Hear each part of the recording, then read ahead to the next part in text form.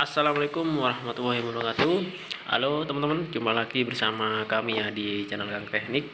Di video kali ini kita bertemu dengan kulkas 2 pintu ya teman-teman, merek LG semi inverter ya teman-teman. Kenapa saya katakan semi inverter? Karena kulkas 2 pintu ini menggunakan modul ya teman-teman. Dan untuk kompresornya itu dia masih tetap ya menggunakan kompresor yang AC ya teman-teman, bukan yang DC. Nah, untuk di video kali ini untuk kerusakannya itu atas bawah tidak dingin sama sekali ya teman-teman. Nah, kalau misalkan teman-teman menemukan hal yang seperti itu ya, teman-teman langsung cek ke bagian belakang ya. Kita akan pastikan kompresor ini hidup atau tidak ya teman-teman. Karena atas bawah tidak dingin ya, kemungkinan besar kompresor tidak jalan atau yang lain-lain ya. Nah, untuk pengecekannya teman-teman bisa hidupkan dulu ya kulkasnya. Ini bertujuan untuk memastikan ya kompresor itu hidup atau tidak ya teman-teman.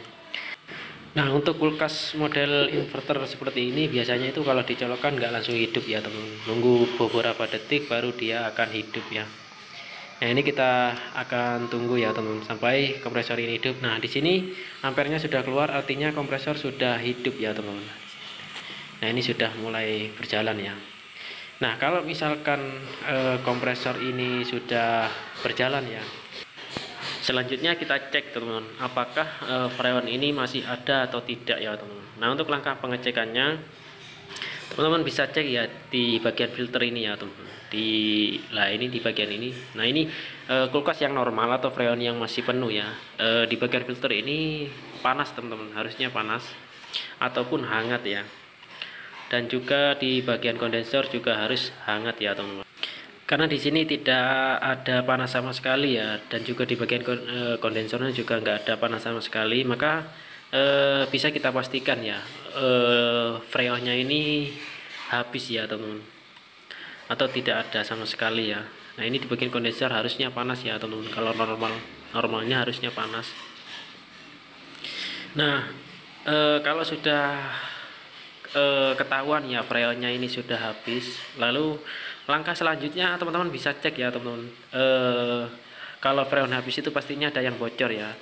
Nah, langkah pengecekannya teman-teman harus cari ya teman-teman, kebocorannya itu di bagian mana. Nah, di video kali ini kebocorannya itu ada di bagian ini ya teman-teman, kondensor di bagian tempat penampungan air. Karena rata-rata untuk kulkas yang ada penampungan seperti ini, rata-rata kebocorannya itu di bagian ini ya, bagian kondensor ini ya teman.